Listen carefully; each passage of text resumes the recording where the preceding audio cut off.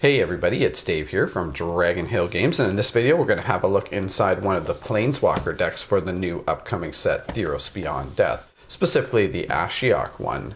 So this is available to buy and play with at pre-release this weekend, January 17th to 19th. But after that, you'll be able to buy them anytime after the set releases on January 24th, 2020. As always, if you're a subscriber, you know I want to thank you for being here. We really appreciate your support. We've been doing a bunch of box opening videos, so make sure that you check all those out. Alright, let's crack this thing open and see what we get inside.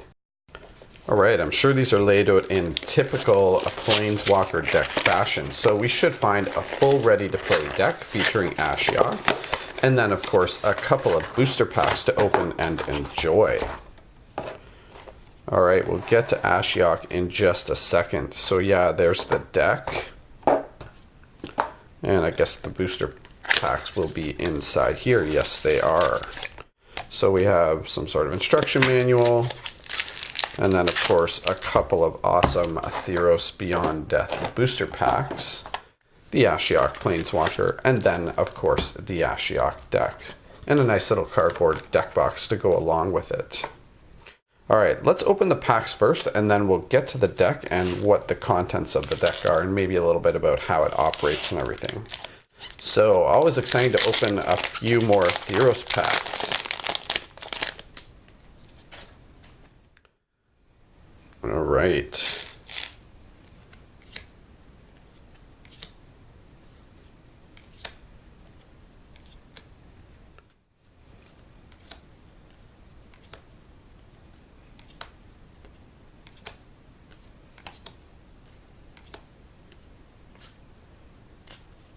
Okay, so our rare for this pack was Haktos the Unscarred, which is 2 white and 2 red. He's a legendary creature, a human warrior, and he's a 6/1. Haktos the Unscarred attacks each combat if able. As Haktos enters the battlefield, choose 2, 3, or 4 at random. Haktos has protection from each converted mana cost other than the chosen number. So really interesting sort of mechanic on this guy as well. And then, of course, every pack comes with a full art Nyx land. So in this case, we got an island. All right, and in our second pack,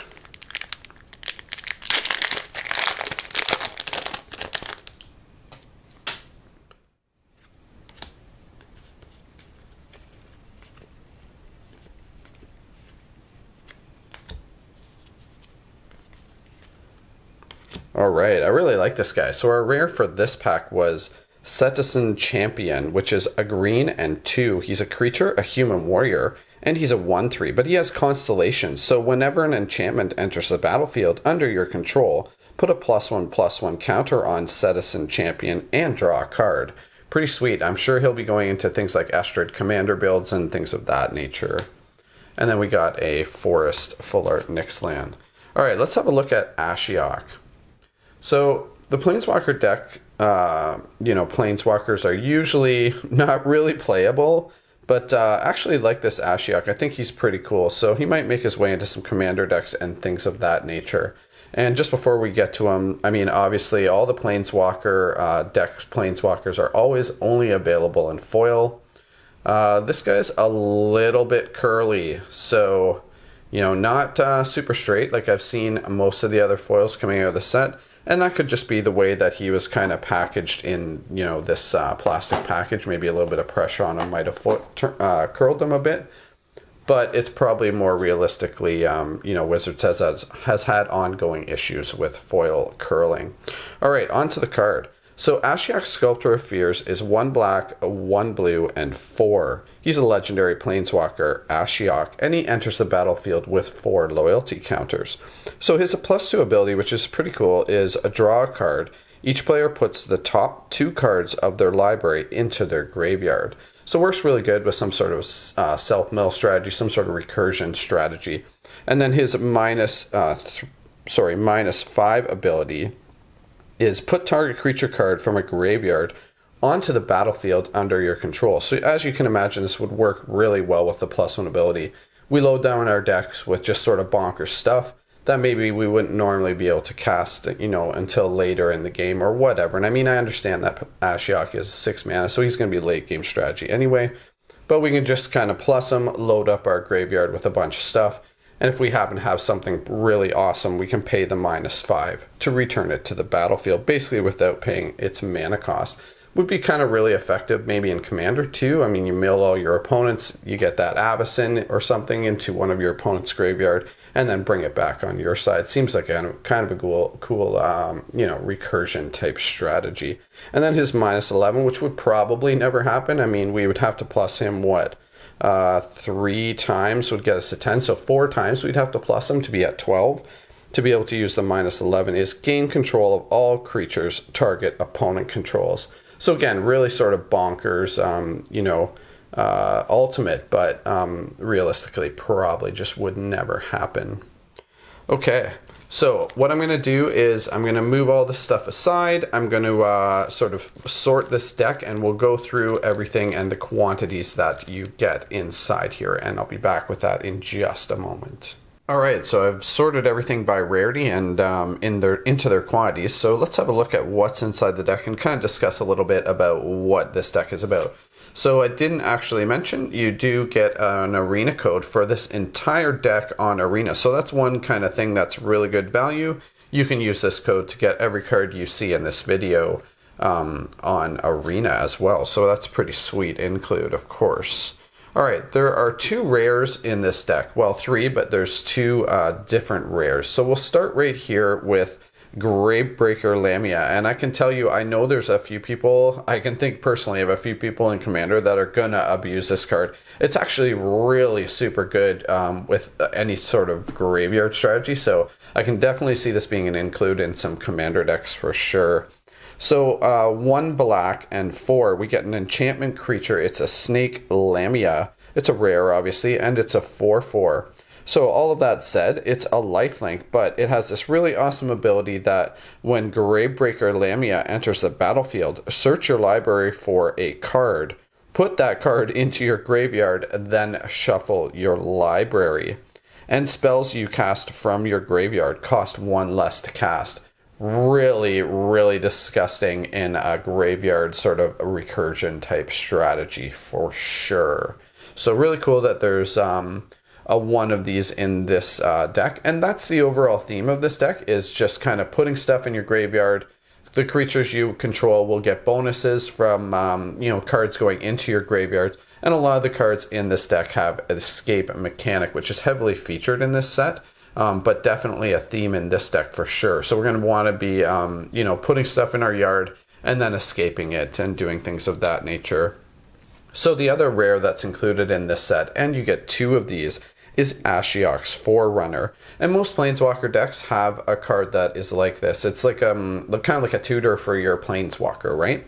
So Ashiok's Forerunner is 1 black, 1 blue, and 3. It's a creature, human wizard, and she is a 3/3. She has flash, and when Ashiok's Forerunner enters the battlefield, you may search your library and or graveyard for a card named Ashiok, Sculptor of Fears, reveal it, and put it into your hand. If you search your library this way, shuffle it. So basically, we kind of have 3 copies of Ashiok in our deck, right? So whenever we play one of these guys, we're just going to go grab Ashiok, whether it be in our graveyard or our deck. So pretty cool include in this kind of deck for sure. All right, so moving along to the uncommons. So it's really sweet. We got a Timeret Chosen from Death, and it's the Constellation version. So all of the demigods and gods in this set have a Constellation version, and this is the one for Timeret Chosen from Death. So it's really nice that this was included in the deck. And Timeret is a 2 black legendary enchantment creature demigod. Timeret's toughness is equal to your devotion to black. And for 1 black and 1, we can exile up to 2 target cards from graveyards. We gain 1 life for each creature card exiled this way. So back to the sort of graveyard theme of this deck, we're going to be putting a lot of things in our graveyard, and we can use him to exile cards both from our opponent's graveyard or our own, and any creatures that we exile will be gaining life for. Okay, so the next uncommon we have is Devourer of Memory. So Devourer of Memory is a black and a blue. It's a creature nightmare. And when 1 or more cards are put into your graveyard from your library, Devourer of Memory gets +1/+1 until end of turn and can't be blocked this turn.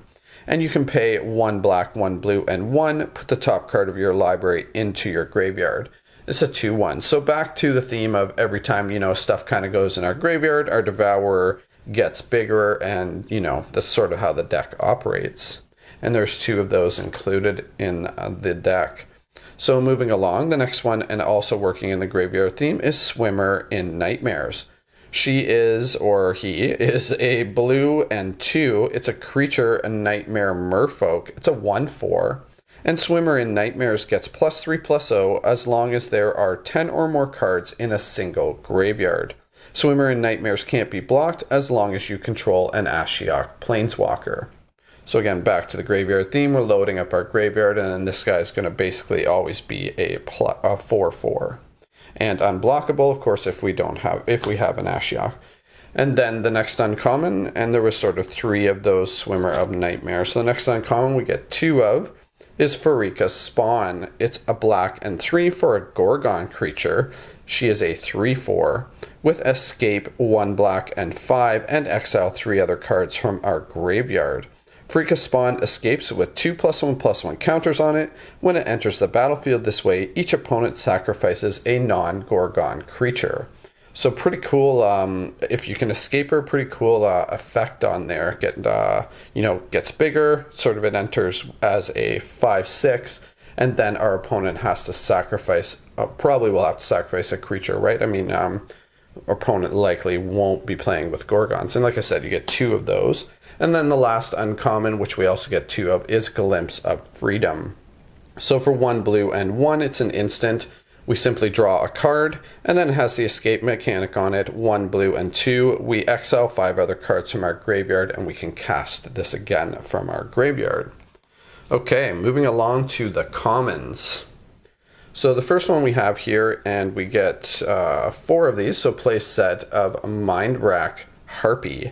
So Mindrack Harpy is 1 black and 3. It's an enchantment creature, Harpy, a 3/2 with flying. And at the beginning of combat on our turn, each player puts the top 3 cards of their library into the graveyard. So back to the, we're loading up our graveyard kind of theme.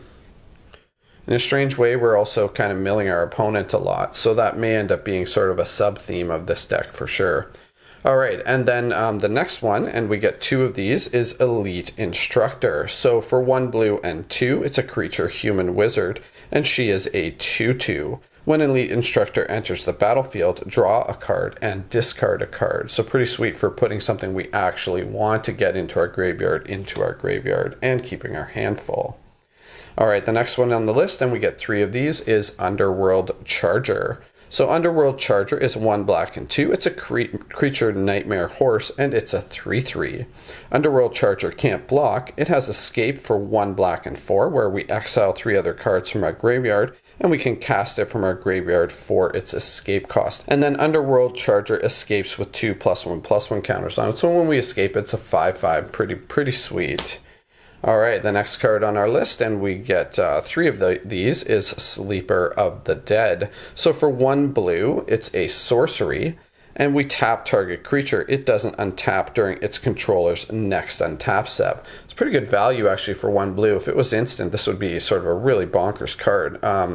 But yeah, so at sorcery speed, yep, we tap a creature, and it doesn't untap. So basically, like, a freeze type effect on one of our opponent's creatures. And then we can escape it for 1 blue and 2, where we exile 3 other cards from our graveyard. Okay, so on to our creature removal. So this is Final Death, and we get 2 of these. So for 1 black and 4, it's an instant speed, exile target creature.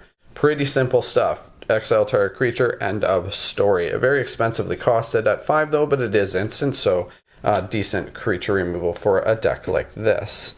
And then we have Towering Wave Mystic, which we get 3 of. So Towering Wave Mystic is a blue and 2 for a Merfolk Wizard. It's a 2/1. And whenever Towering Wave Mystic deals damage, target player puts that many cards from the top of their library into their graveyard. So note here it's target player, so you can target yourself if you want to continue with loading up your own graveyard.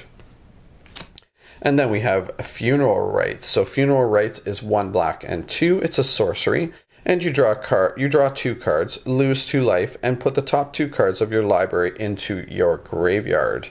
And we get 2 of those. And finally, our last card is Mire's Grasp. So Mire's Grasp is 1 black and 1. It's an enchantment aura, enchant creature, and enchanted creature gets -3/-3. So pretty solid removal for just 2 mana. Okay, and then as far as land goes, we get a couple of Unknown Shores, which is simply tap, add colorless, or you can pay 1 tap and add mana of any color. And then there's 11 islands and 12 swamps. All right, that's the deck, folks. I really hope you guys enjoyed watching this video and having a look inside the Ashiok Planeswalker deck for Theros Beyond Death. We'll definitely be doing one for the Elspeth deck as well, so if you're interested, make sure you check that out. All right, everybody, good luck on the pre-release this weekend, and bye for now.